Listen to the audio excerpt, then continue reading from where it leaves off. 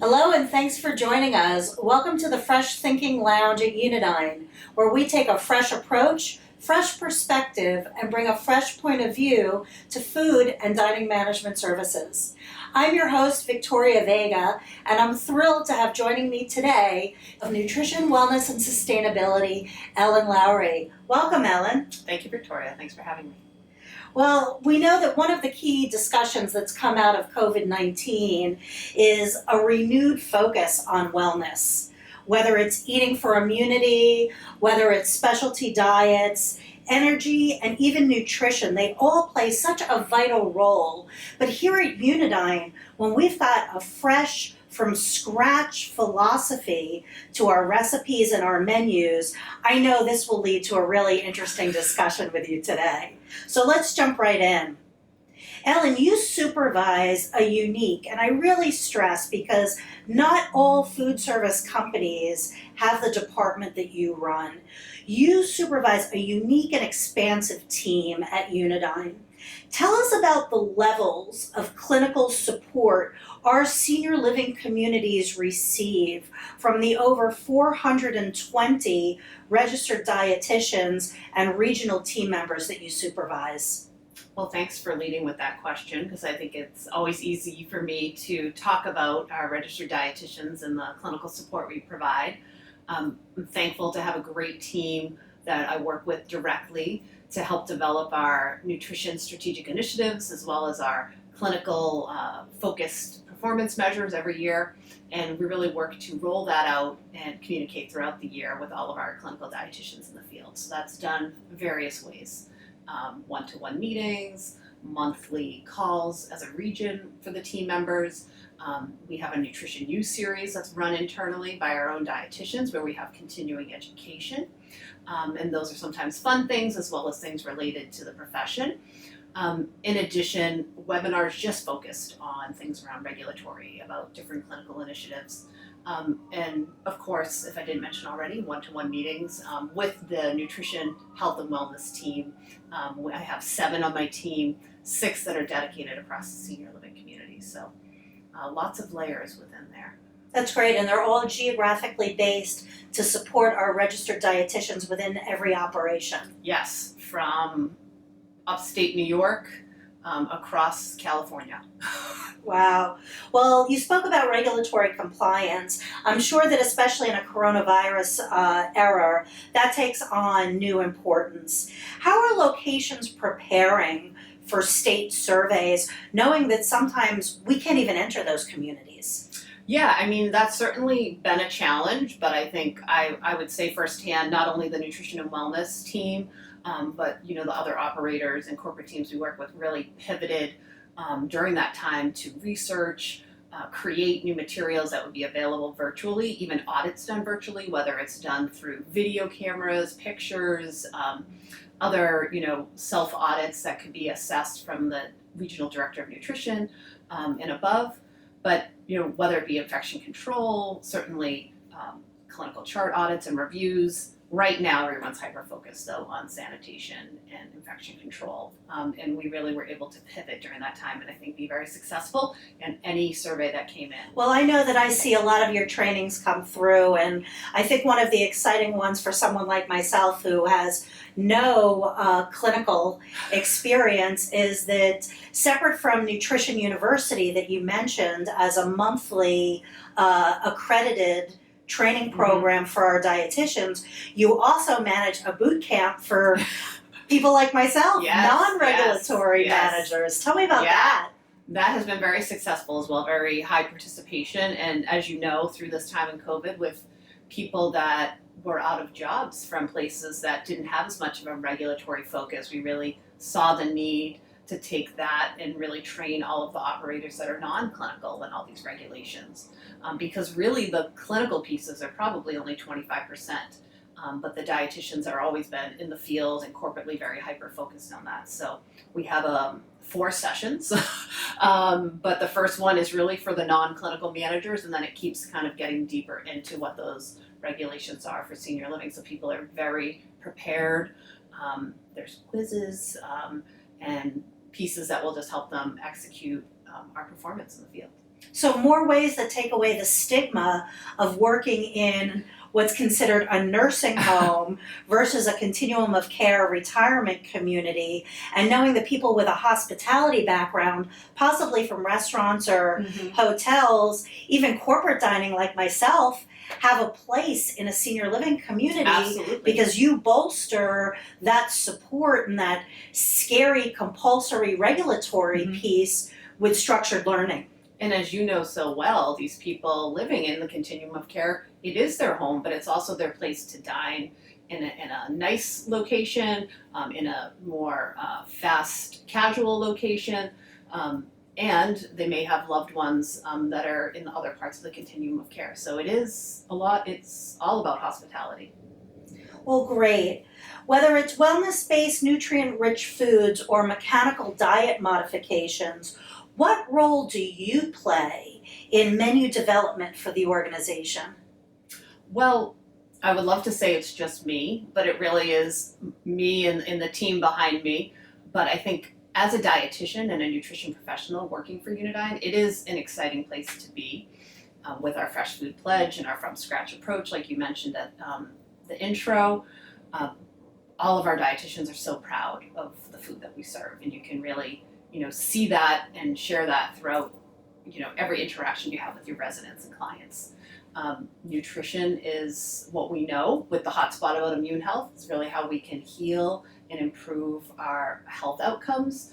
So we take, full control in helping to make sure our clinical culinary programs are seen throughout our menus, from Oh So Good, fresh benefits, some items I might get to highlight a little bit later, from corporate and retail menus, and so forth. So we're making sure we're reviewing the recipes that come in and make sure they meet all of those nutritional standards.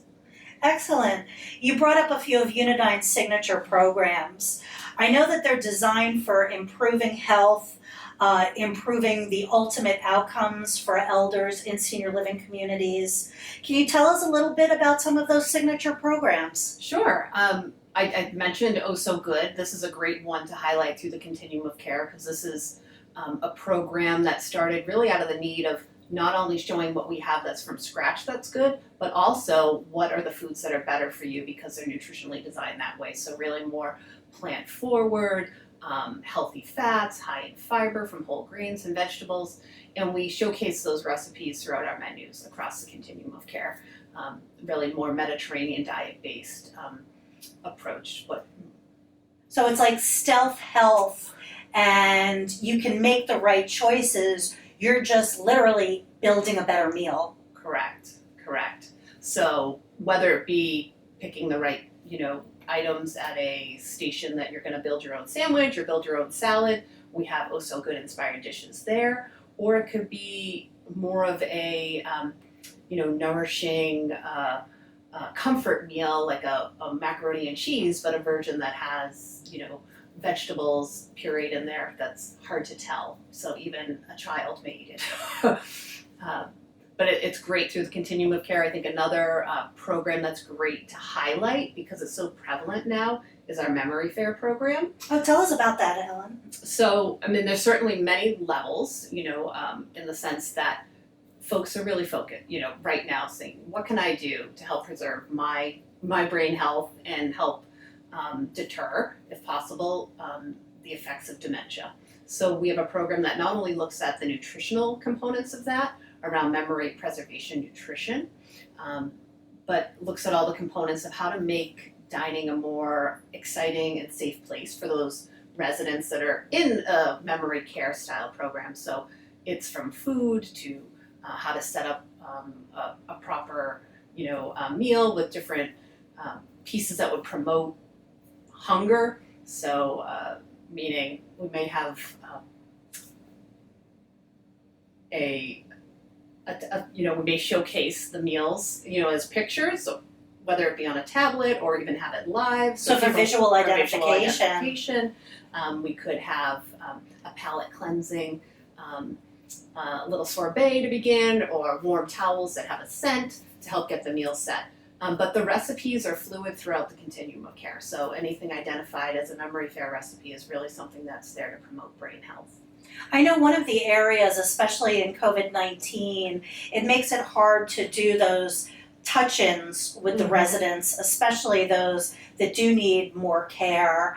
Tell me a little bit about how Unidine's Fresh Benefits or Fresh Bites program works to help solve for malnutrition in elders. That's a great one to highlight. I'm glad you brought that forward because we actually had a lot of success through COVID implementing fresh benefits and in some cases fresh bites since we had a concern with elders not being able to come and sit in a communal dining and social space where you might be more inclined to feel less of a time I have to eat in my room and my tray comes in and comes out. We rolled out fresh benefits across the board to help decrease any weight loss that would happen, unintended weight loss. So whether that be enhanced food items on the tray, such as mashed potatoes, or enhanced even gravy that would be added. Protein enhanced? What are we enhancing? Typically, it would be side items. The only proteins that we would enhance is eggs. Otherwise, it would be things like pudding or other things that already are coming on the meal tray. So on average, it's about 200 calories per tray, so 600 calories a day. Most of us are counting calories in the opposite way, but in this case, we're really looking at how do we enhance everything that they're getting on their tray just to make sure they don't have any unintended weight loss. So it's a mix of proteins, fats, and carbohydrates to enhance those. So improving the intake, knowing that elders probably eat less, take smaller bites, and Correct. don't really they eat a don't full wanna meal. waste. Yeah. No one wants to throw out food. Well, great. Well, that really dovetails into another one of the hats that you wear, because when we talk about waste and we talk about throwing away usable food, that really touches on corporate social responsibility. And at Unidine, knowing that our platform starts with our fresh food pledge and food made from scratch, how do you take a fresh thinking approach to sustainability? What are some of the products and commitments that excite you in a sustainable environment? Yeah, I mean, sustainability is in a tough space at the moment coming out of COVID, but I think having set myself up around waste, I do think we've been very successful and continue to be successful with our waste strategy at Unidine, and I think having the advantage of a fresh from scratch program, decreased packages of things that come in in boxes and bags and things that are already pre-cut, pre-done, really puts us at an advantage broader than just the food waste. So that always has had me excited and continues to have me excited. We're also re-engaging a program around sustainable seafood, because I think it's an area that people still, there's a lot of confusion on what's sustainable for seafood. So I think that'll be exciting for the field as we continue to re-engage in things that we know are very feasible and achievable as we navigate through this new world. Well, I would imagine it would have to be scalable too in Yes. an organization this size. So, no, there are a lot of exciting sustainability things coming out there, and especially hearing about waste. That's really an incentive for some of our clients as well to have waste reduction and controlled program within their kitchens, because to your point, when you're fabricating from scratch, it's not individually packaged and portioned, so that when that case of butternut squash that you're using to extend that macaroni and cheese in your oh so good recipe, when that comes in a crate and it's not coming in pre-cut, you've just got one piece of cardboard that you're throwing out versus 8 bags plus a case of cardboard that adds to the weight of waste that's being removed from the community. And ultimately, those pennies add up to some cost reduction as well, I would think. Yeah, very true. And I think we do a good job, not only with our from scratch, but many of our communities are also involved in composting, which helps with some of that waste, so beyond what may just get thrown out, and in food recovery and how they can donate food that's able to be donated out. So initiatives that I think, especially during this world that we're living in and people that may be struggling in the communities, that we can help give back.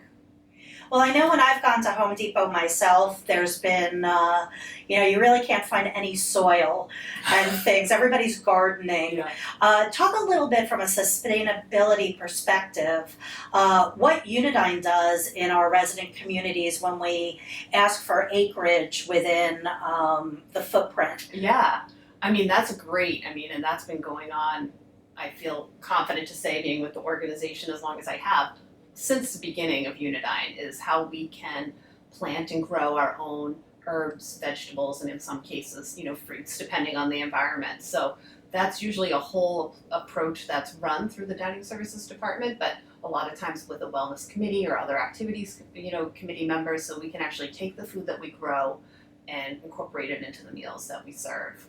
And nutritionally, we're able to see that process from the seed to the end product, which I think is exciting, no matter what line of business it is. Yeah. Well, I know so many of our residents just love participating Oh yeah. in the Victory Gardens as well, Yeah. so that's a whole side benefit. Well, great. Thank you, Ellen, for joining us today. You've heard about the importance of nutrition, how regulatory compliance is integral to the success of your community, but also that sustainability is here to stay and that there are a lot of opportunities to strengthen what you're doing within your dining program as well.